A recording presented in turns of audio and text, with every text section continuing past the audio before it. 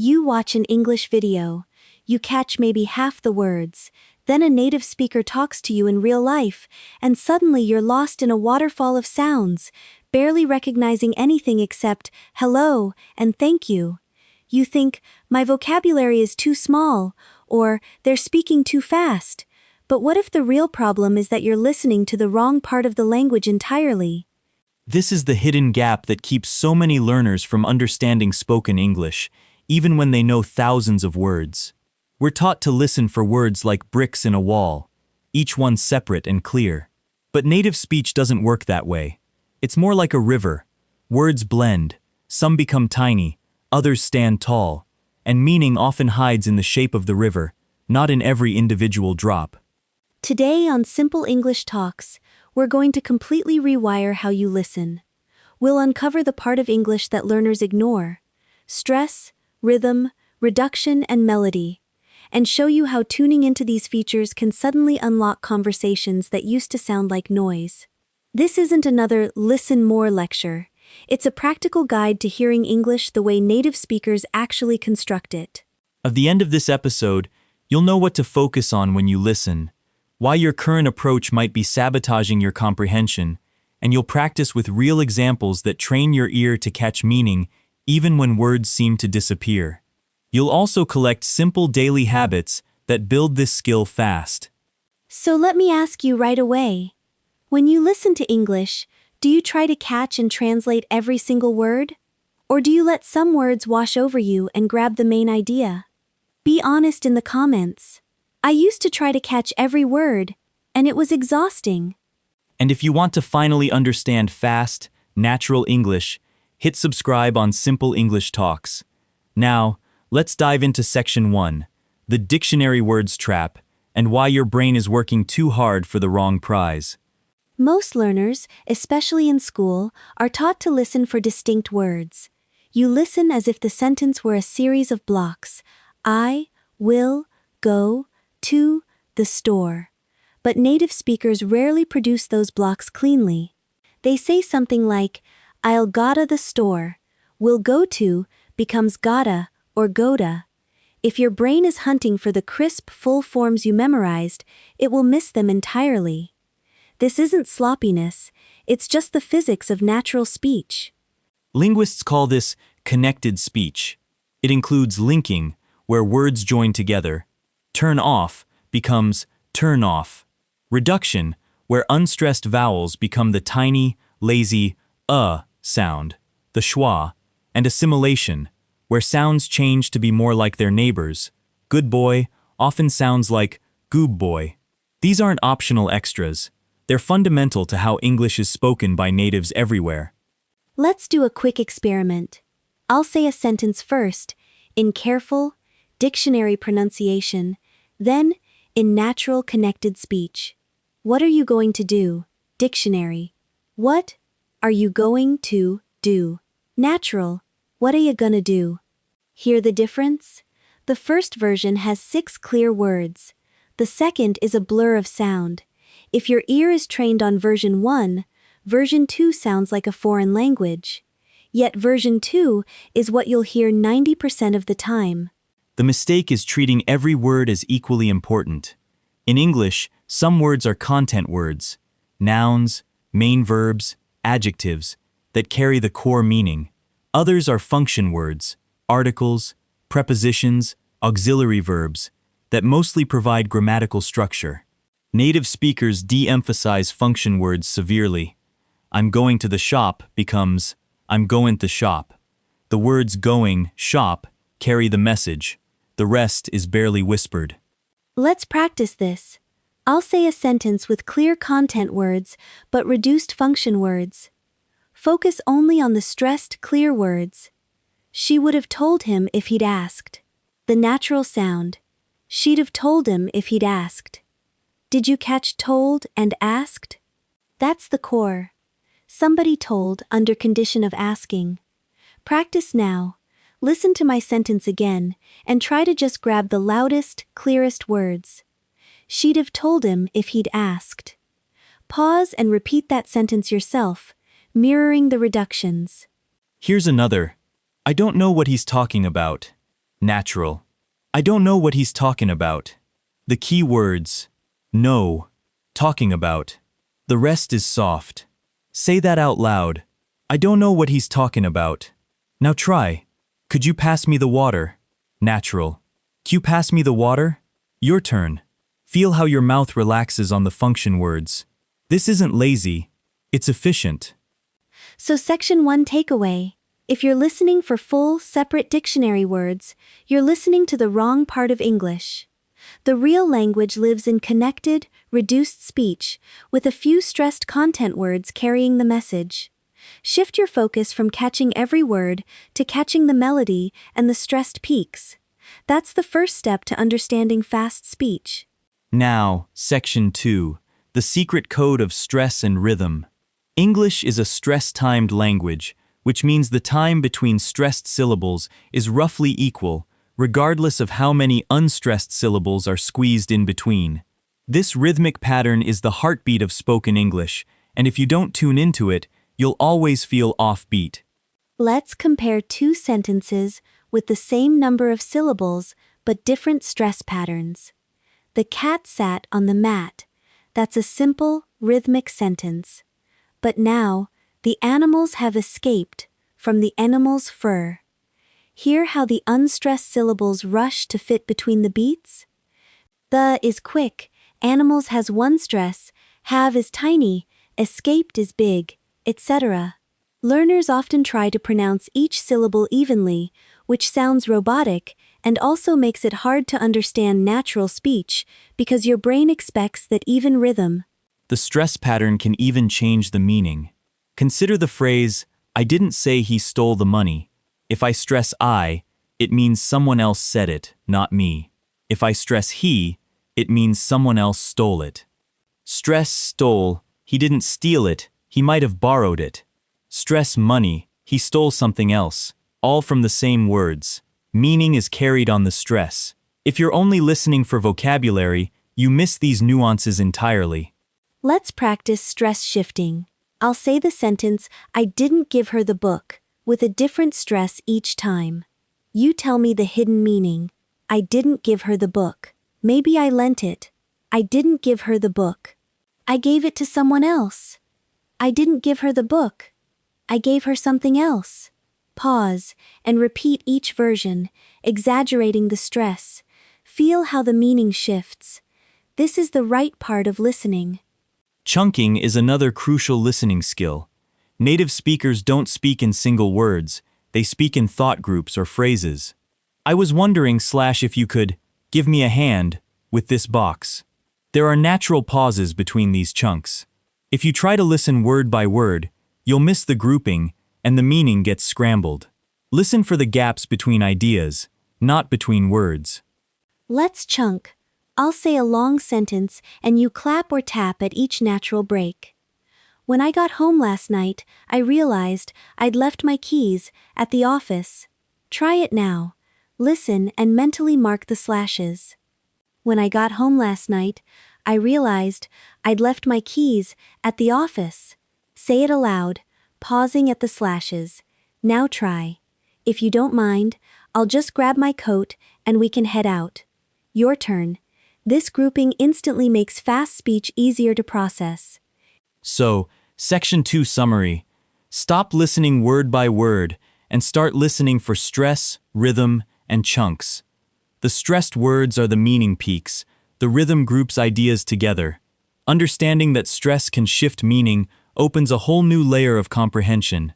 You're training your ear to hear the architecture of English, not just the bricks. Now, Section 3. Listening for the unspoken. Tone, attitude, and the emotion behind the words. Because sometimes the most important part of English isn't what's said, but how it's said. And learners who only focus on vocabulary completely miss this.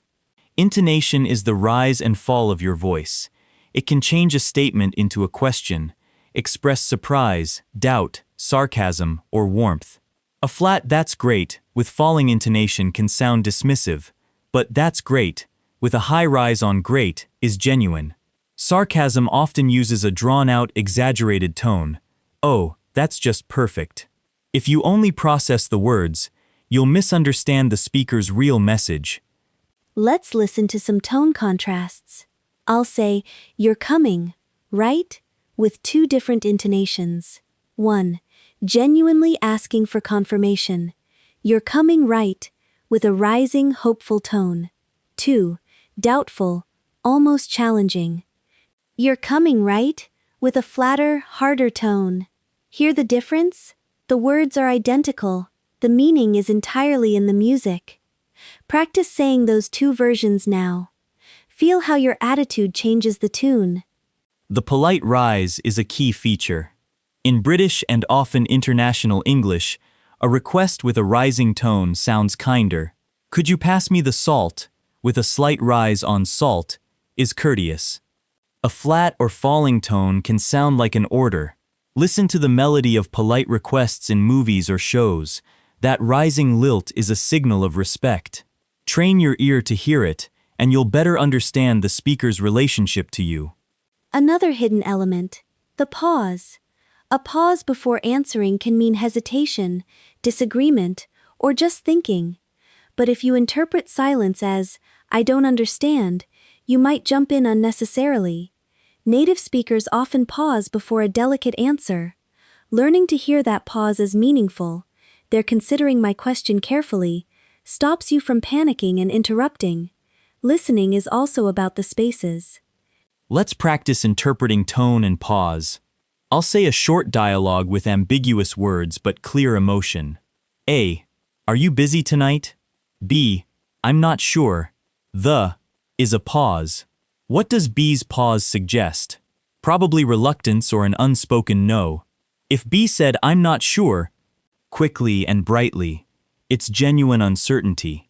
But a slow, flat, "I'm not sure," with a drop, might mean they don't want to commit. Your turn. Say, "I'm not sure," first with a bright, quick tone, then with a slow, hesitant tone. Hear the different messages. Tone matching is a great daily practice. When you watch a show, repeat a character's line exactly mimicking their intonation and emotion, even if you don't fully understand the words. This builds your ability to distinguish feelings in English. Try it now. Think of a sarcastic line from a movie you know. "Oh, great, another rainy day."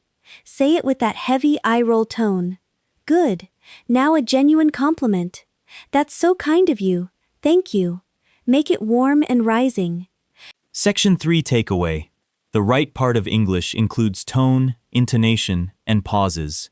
These carry the speaker's attitude, politeness, and emotional truth. To understand not just the words, but the person, you must listen with your emotional ear as much as your vocabulary ear. This is what makes you a truly skilled communicator.